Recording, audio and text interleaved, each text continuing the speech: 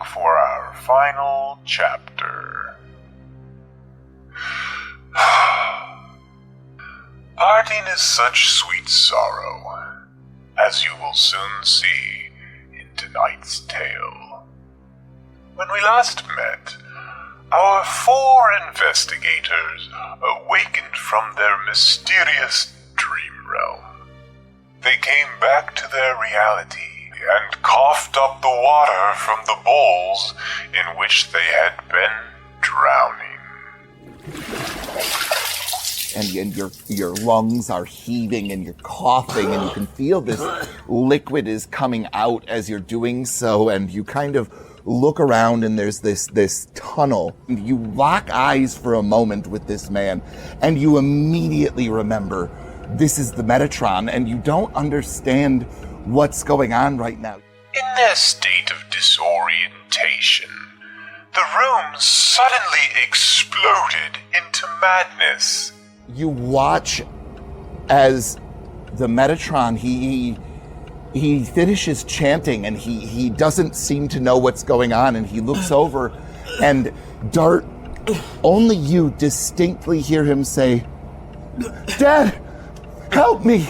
And you look over and you see Dr. Greenbank's front door gets kicked open, and you see that these 2 men in fedoras and dark black suits, they rush in, and you see that they're looking at this gentleman who is rushing across towards these basins filled with water, and he has a knife in his hand, and you hear the eruption of gunfire as they just immediately fill the Metatron.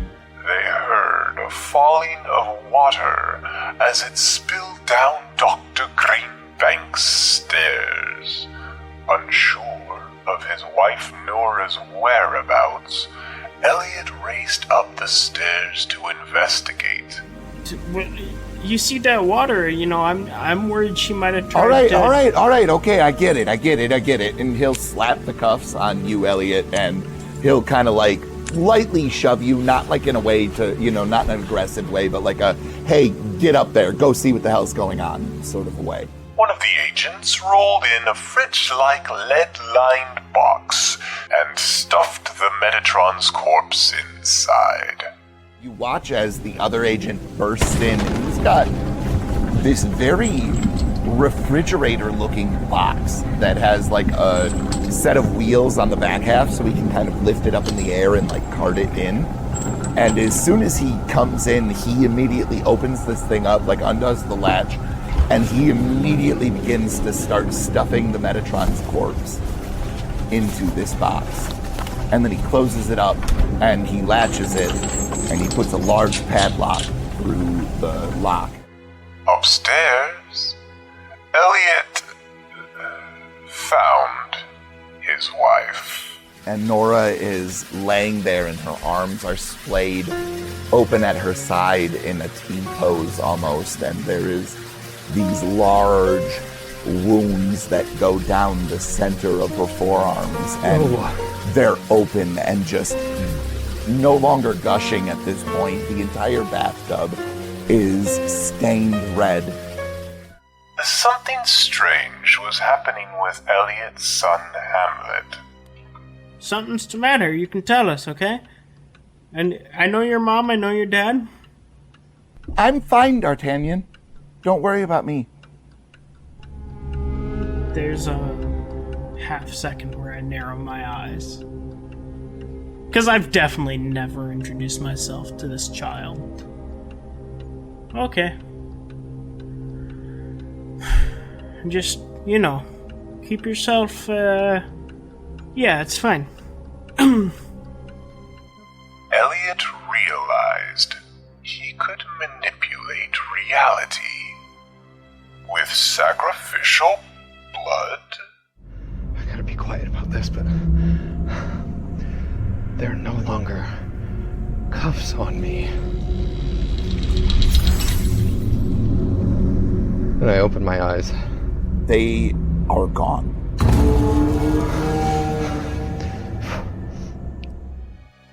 He tried using his abilities to incapacitate the agents, but his secret signals were mistranslated, and gunfire ensued.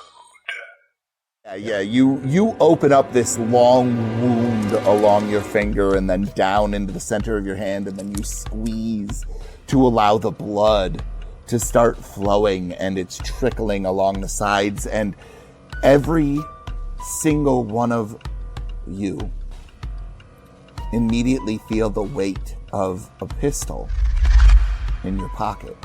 Ronnie died in Dr. Greenbank's arms. Dart, you immediately draw this pistol fast, you bring it up, you get it centered, and you pull the trigger, and Agent Frost's chest explodes in a shower of gore. And Ronnie, you try and do the same, and you shoot, and it goes wide, and you watch as Milner pulls out his pistol, and he takes a shot, and there's this white hot pain that goes through your chest for a second, and you take 8 points of damage as this happens. And so, here we are, friends. The Spectre's final chapter. And then I shall bid you adieu at the end of the Devil's Antlers.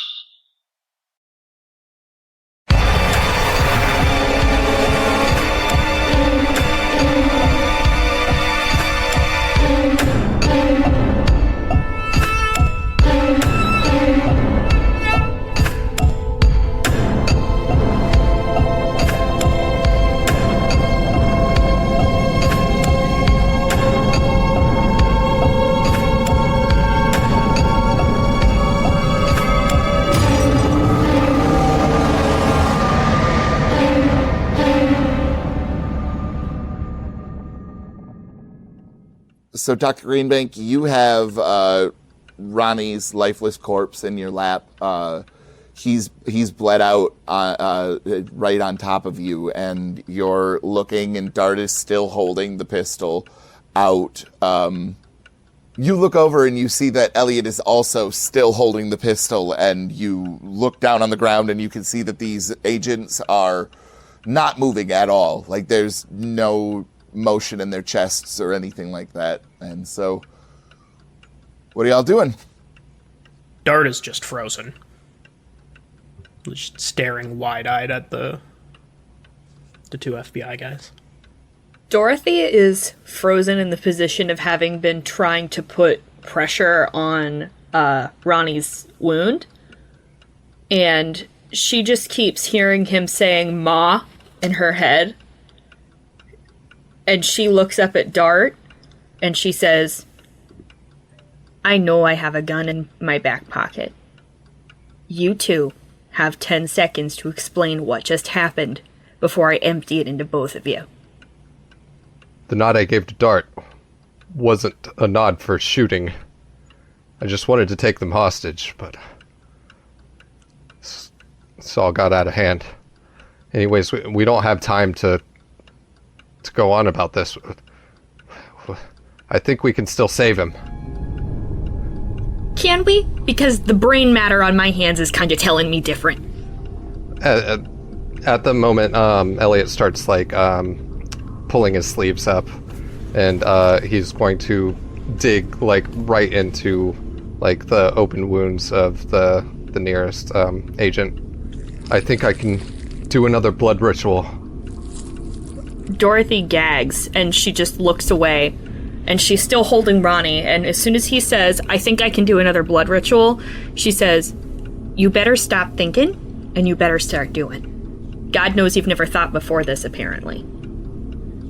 He's gonna just start, grabbing this blood and guts, and specifically trying to get in, towards the heart, and, he's gonna start saying a mantra to himself.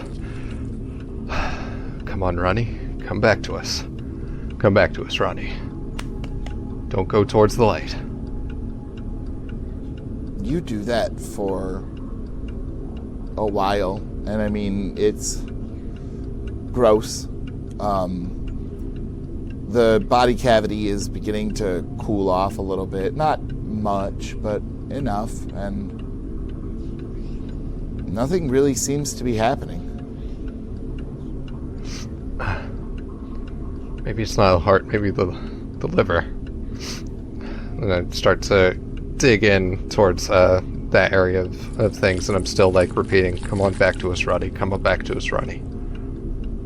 You aren't super familiar with anatomy, and so you're digging around in there, and then eventually you find something that's rather large, and you know it's probably the liver, and you wrench it out of the body cavity, and there's this sickening sound as you do so, and it just, nothing happens. You're just covering yourself in gore and viscera, and it doesn't appear to be doing anything.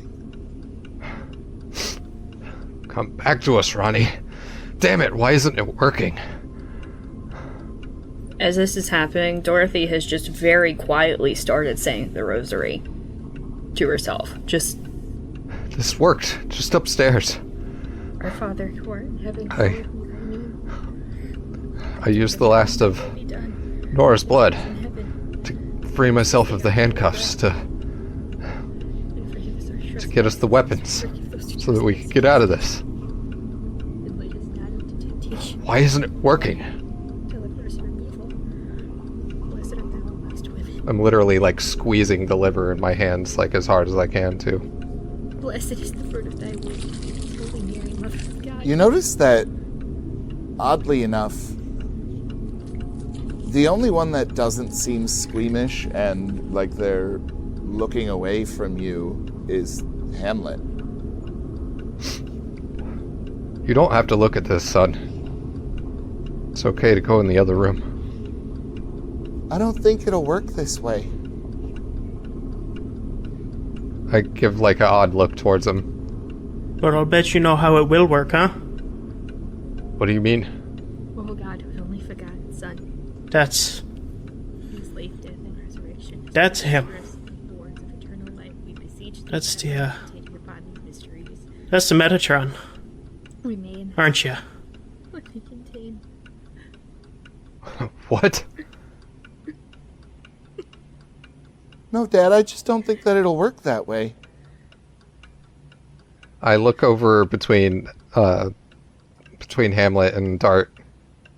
I put down the liver, and I'm just covered in blood and dripping. And I start to walk out of the room. I'm like, Dart, could you come with me for a second? Yeah. Okay. I'll kind of slowly follow him, but also try to keep my eyes on Hamlet. Hamlet goes and sits down in a chair near where Dr. Greenbank is. So once we're out of the room, I guess we're in like the kitchen now or something like that, and I'm gonna speak kind of with my voice real low to Dart. What did you mean by that? Right after we got back,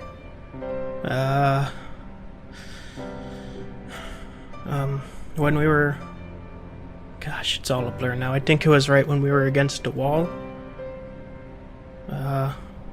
After you had gone upstairs, he looked right at me and he called me D'Artagnan, and he said it in this real weird voice. Like, I don't know, before he just seemed like a normal howdy-doody kid, but I don't know, it just shook me. And I mean, I don't see how those FBI agents managed to shoot the Metatron. Ronnie tried to shoot him once, and he just emptied all the bullets out of his gun. I think he, I don't know, moved his brain or his soul or something. into your boy. This is... I have to admit, I thought it odd that the Metatron went down as easy as he did. Also, I hate to admit it, but I felt the same way about Hamlet. Even after the cave. I mean, I had never really met him, but it just seemed kind of off how he was taking everything. I don't know what to do. I thought for sure the blood would work, that we'd be able to bring Ronnie back. The Metatron said it was Ronnie that would fix all this. He said Ronnie would save us. Right now it seems like we can't even save him. Hold on, he said that it wasn't going to work like that, right? Yes. As if you were doing the right thing the wrong way? Yes, or possibly there's something else altogether. Maybe. I think we gotta ask him. Yeah. I'm gonna walk back in. I'll follow right behind him. You see, Hamlet he's sitting in the rocking chair, and he's sort of rocking back and forth, and his feet come completely off of the ground as he's rocking, because he's not quite tall enough for the chair. I mean, he's still, just a little boy. Well, Hamlet, what did you mean about it not working that way? Is there another? He gets up off of the chair, and he grabs you by the hand, and he leads you outside into the snow, and you continue for a while through the snow, and you're heading westerly towards the edge of the circle that was surrounding Dr. Greenbank's house, and you get to the circle where you normally would not go past, and he gently just tugs your hand when you pause at it, and you both step over, and he continues walking for a few hundred more yards, and eventually through the pines you can see that there is another house off in the distance, and he'll point, and he'll say, "Something this big requires fresh sacrifice."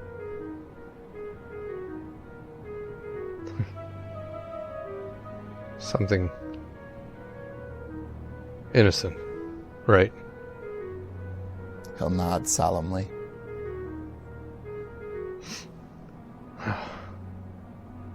How did it come to this?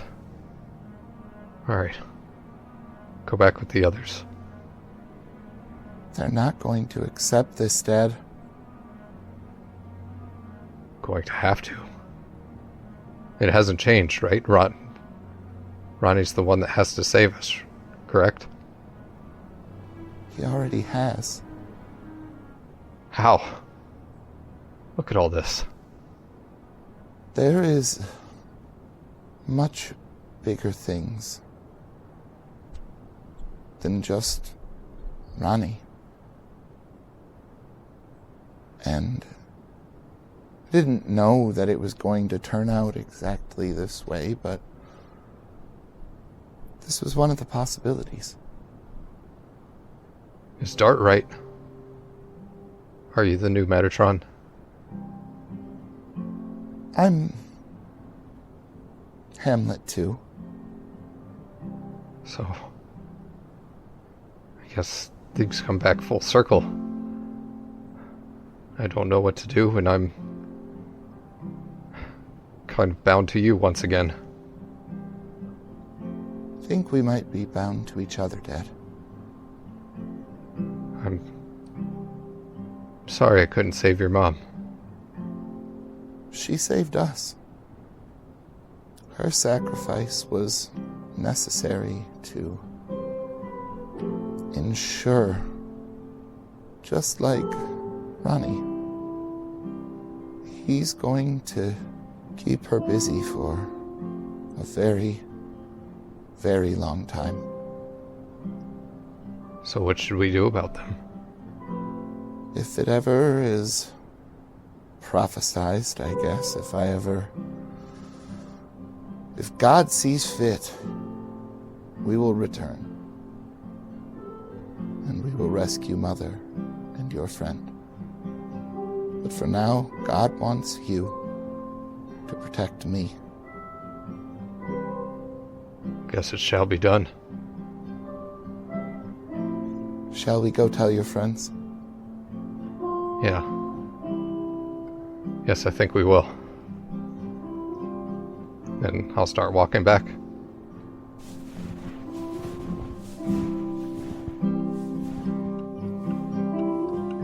Dorothy, I think, at one point, she doesn't have the heart to put Ronnie down.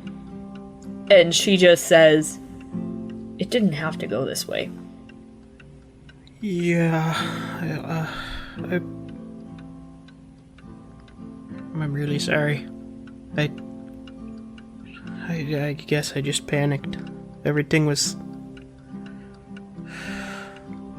I don't know, I was shaken by everything that happened, and I've been trying to hold a lot in this whole time, Dr. D. I think it just kind of all came out at once. My whole life. The depression, the dream realm, the war, Nothing has ever shaken my faith like this. I don't know what to believe anymore. Me neither, Dr. D. I was never really a man of faith to begin with.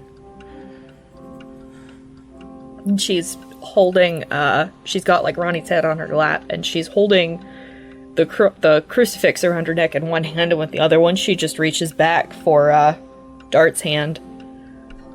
I'll take her hand in both of mine and kind of crouch down to her. Just kind of like pat her hand with one hand and hold it with the other. I'm just hoping that maybe now all this is over. At least for us. At least for now. Is anything ever that simple? Just no more death. Not like this. Yeah. Yeah.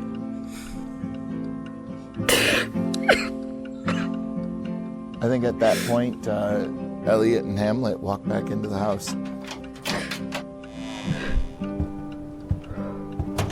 Where did you two go?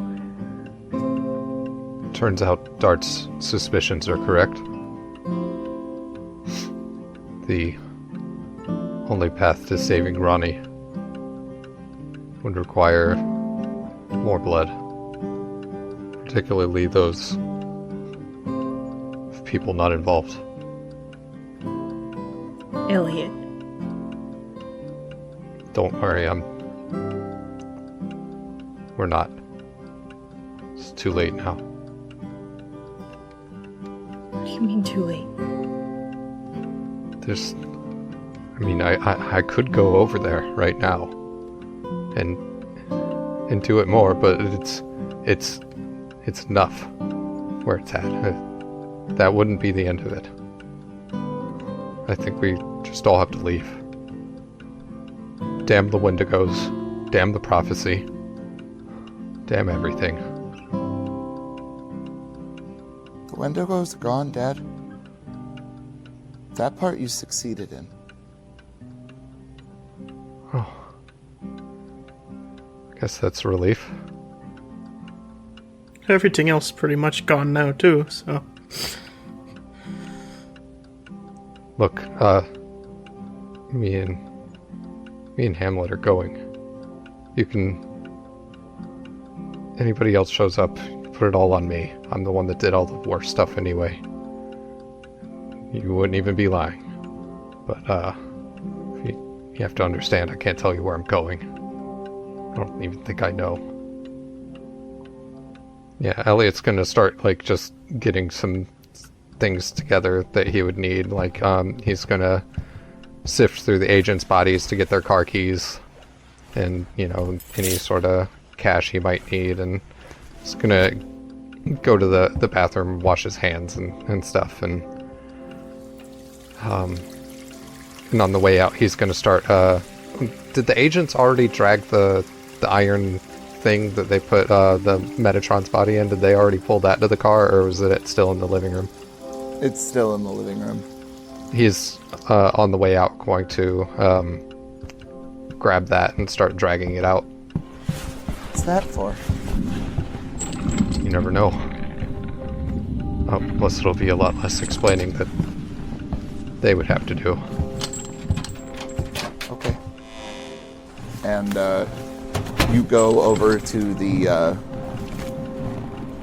black sedan that the agents arrived in. It's got a relatively large trunk, and you open it up and you throw this large lead container inside. Before they drive off, probably as they're packing it into the car, Dart's gonna run to the door and call out take care of him, okay?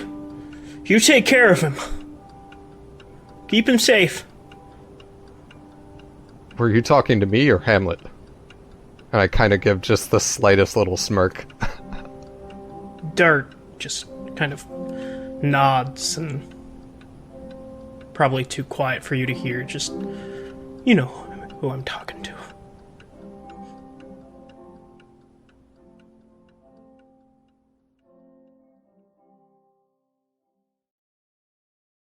When Elliot leaves, he doesn't drive south. He actually goes back northwest towards Pembine, and he returns to the Beaver Trading Post. And he's still...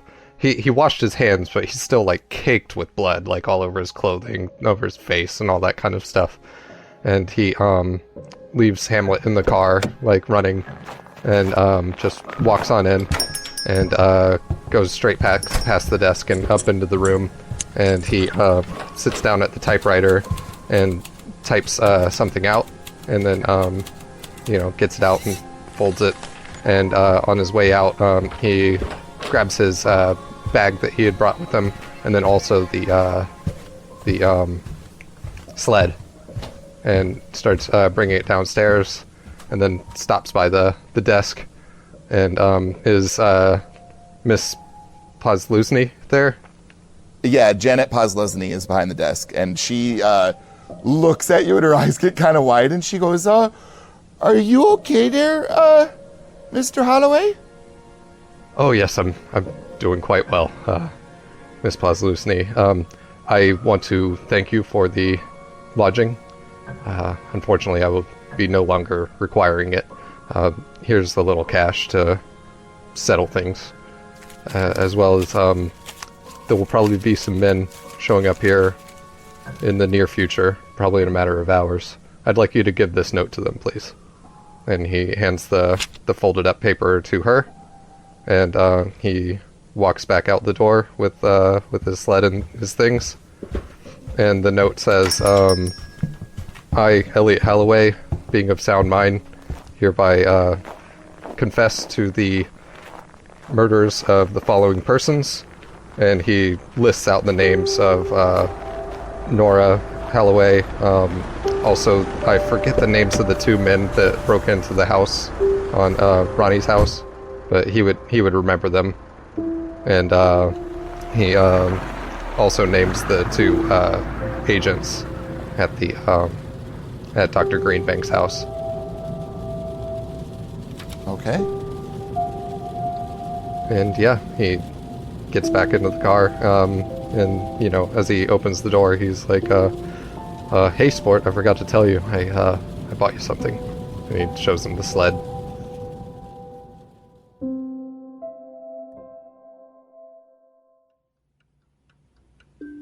The car drives away, Dart. You are left with 3 bodies in the living room, and Dr. Greenbank is not doing well right now. So what are you doing? Okay.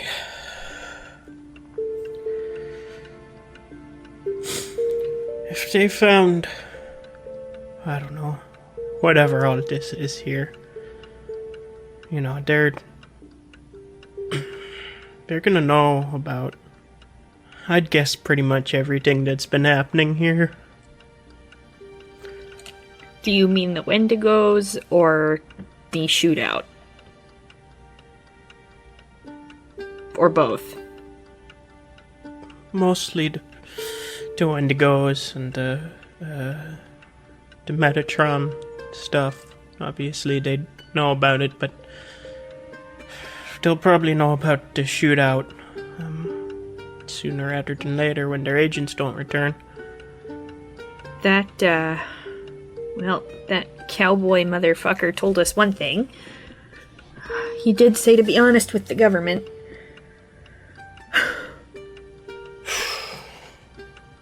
So, what do you think you're gonna do, I guess? I think if I run, it's a matter of time until they find me. Oh, jeez. And she just sits down hard in the rocking chair and just says, I think this is what needing a cigarette feels like. Tart reaches into his pocket and pulls out 2 cases and tosses them into her lap. Not 2 cases, 2 packs, sorry. Thank you. Thank you, honey. Yeah. Nothing if not always prepared, right? Scout's motto. Like you said, they're gonna know sooner or later when their agents don't come back. I think, given that this is my property, it's better if at least I'm here. I suppose that makes sense. What are you gonna do? I don't know. I think I, might go visit my parents. Tell them I love them. And then I might, I don't know. Try and, catch a flight out of the country. I suppose I should give Mary Catherine a call. I also think that maybe we should bury Ronnie. But I don't know how we'd... Hey, ground's frozen over. Maybe we could do one of those, funeral fires? I don't know if that's a good idea, hon. We're in Wisconsin. Well, you know, people have bonfires all the time. Does the smell of cooking flesh usually come from them? Fair enough. I guess I just don't want to leave you with the burden, you know. I know, I just don't know what to do with him. I mean, I have a deep freezer, but that seems a little undignified. Also might look a tad bit suspicious. That's true. But to be quite honest, I think the dead FBI agents on my floor looks a little bit more suspicious than anything else in this house. Well, Elliot did say you could pin the blame on him for that. I know, but he's got his boy to take care of. I don't think that boy needs taken care of. Well, I give it about 6 hours turnaround time before anyone else shows up. Looking for the others. I can do something for him before that. And she'll cross over to somewhere. I'm sure that there's like a vase of dried flowers somewhere in this godforsaken old woman house. And, she lays them, like, next to his head so that they cover the temple shot. Are you going to wait with Dr. Greenbank for whatever happens next then? No. Okay. She, like, before you leave, she's like, oh, hang on. And she, like, ties a scarf around your neck. And, like, he's like, you want me to... Let me make you a sandwich before you leave. Just, like... She's taking care of you before you leave.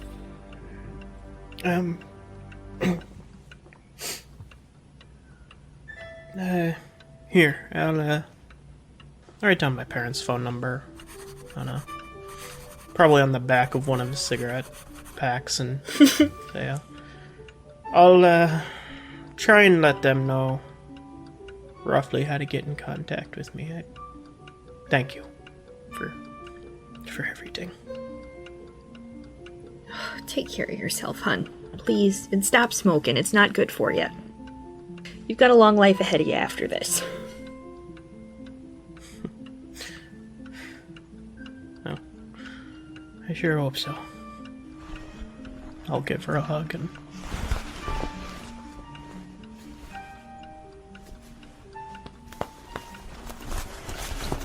start making my way out. All right. So Dart, you're from Norway, right? Yeah. Okay, so your parents still live there then? Yep. Okay, cool. You grab one of the various vehicles that are now here, because... Just littered in my yard. Like... Right. Come down to Dorothy Greenbank's used cars. Used car and body emporium.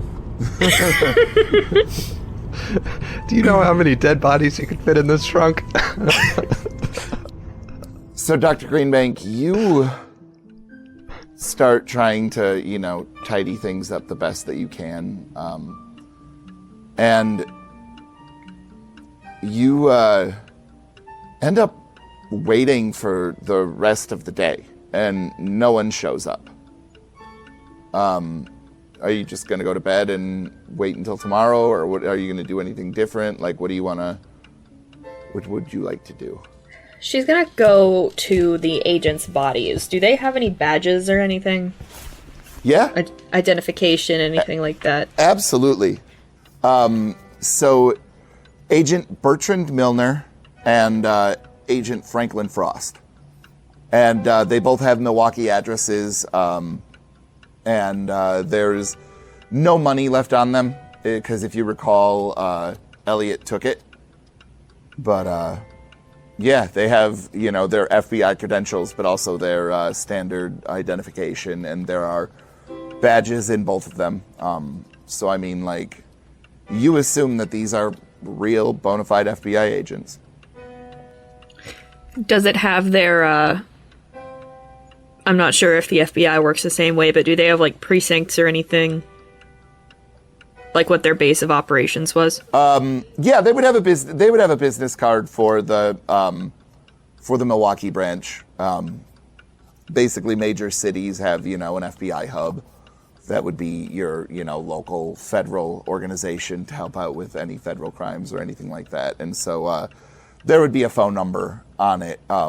You would assume probably for Agent Frost's office. And so you could call it if you'd like. Yep, that's what she's gonna do. Okay, so you call and it rings over and over for a while, and eventually, I think it just rings extensively at this point. And then eventually somebody comes and, like, kind of angrily, "Yeah, what do you want?" Hello, is this the Milwaukee branch of the Federal Bureau of Investigation? Yeah, you've got Frost's office. This is Dr. Dorothy Greenbank. Something went wrong. Okay. They're here. They were killed on the job. stay on the line. Don't hang up, okay? Nope, I won't. Don't hang up. Don't hang up the phone. Just stay right where you're at. And you'll hear that he'll set it down for a second, and you're waiting on the phone for a while. Like, I mean, probably a good 15 or 20 minutes. It feels like an eternity at this point. You just can hear the noise of other phones ringing in the background and people kind of bustling around and just ambient noise, but not anything that you can really make out. And then eventually, this voice gets on the phone, and it says, "Good evening. You said this is a Dr. Greenbank, correct? Correct.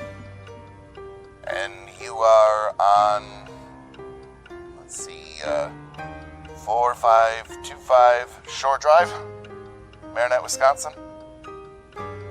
Correct. Stay put." Thank you. He kind of says in a very low voice, "Don't thank me yet," and hangs up the phone.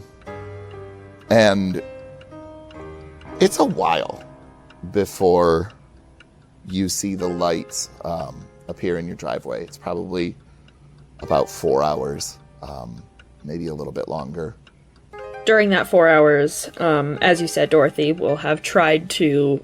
She doesn't touch the body, she doesn't touch anything like that, just like the general area around the place.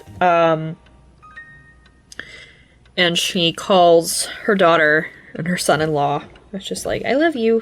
Don't know when I'm gonna get the chance to say it again. Don't worry about me. Just, I love you." So you watch as these two G-men make their way up the driveway, and they don't have their guns drawn.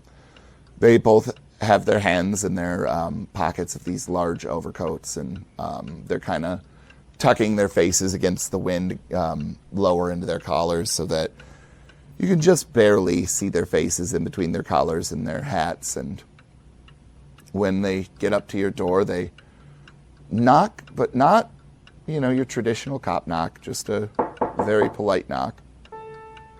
She'll get up and walk over. And she would have, washed her hands and made herself look a little bit presentable. And she'll walk over and she'll open it and say, "Gentlemen, forgive me for being a little paranoid. Do you mind if I see your badges before you come in?" They will both pull out their credentials, and they'll show them to you. "Thank you." And she'll hold open the door and gesture them inside. "Ma'am, there's no reason to go inside. I need you to come with me. We're going to a remote facility where you will be questioned and detained, perhaps released. We'll discuss it at the facility. Do you understand?" "Yes." "We don't need any cuffs, do we, ma'am?" "No." "Perfect." And she'll get her coat and hat and bag. "Kelnick, clean up in there. Come on, Dr. Greenbank. Let's go." And the other agent stays behind, and you get into the car, and you head off.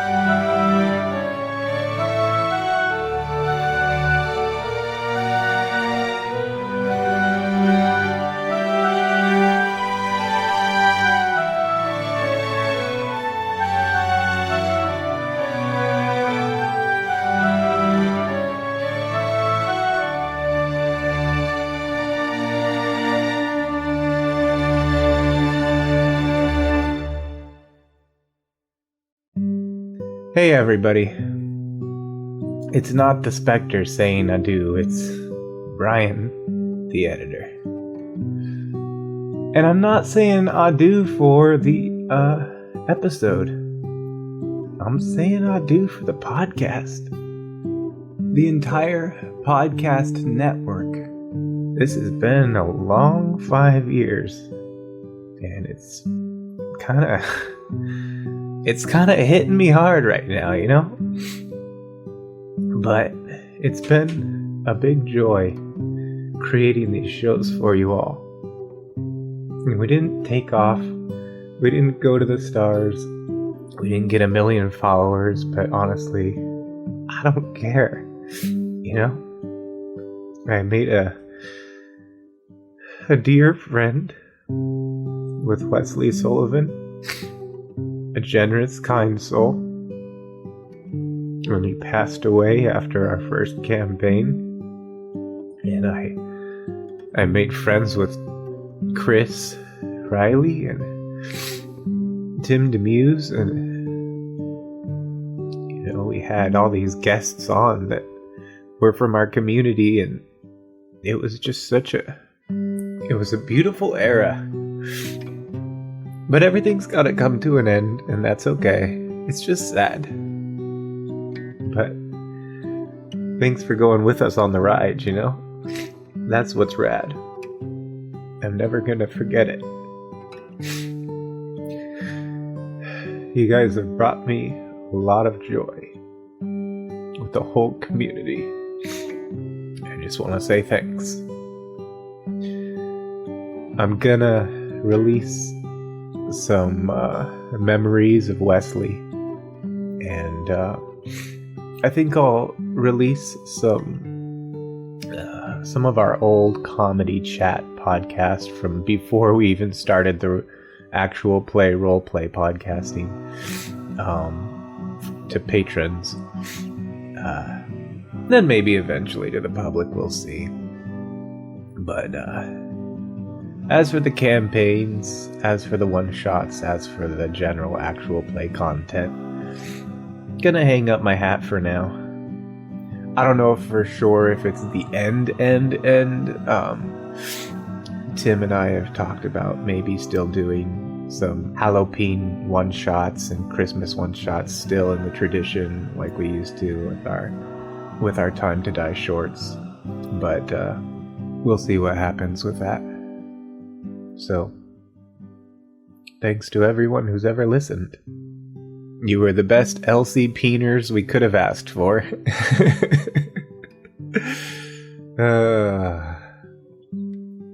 Happy trails, everyone.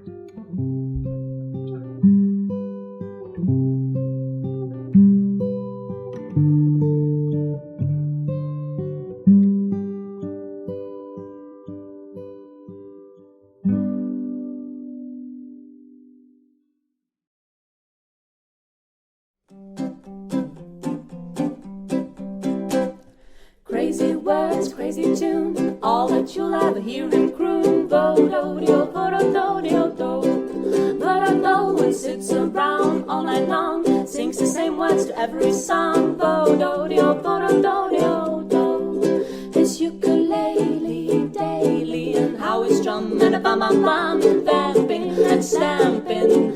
Then he hollers black bottom, crazy words, crazy tune. He be driving me crazy soon. Bo-do-dio, bo-do-do-dio-do.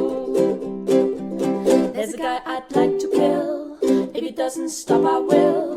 Got a ukulele and a voice that's loud and shrill. 'Cause he lives next door to me, and he keeps me up to 3 with his ukulele and a funny melody.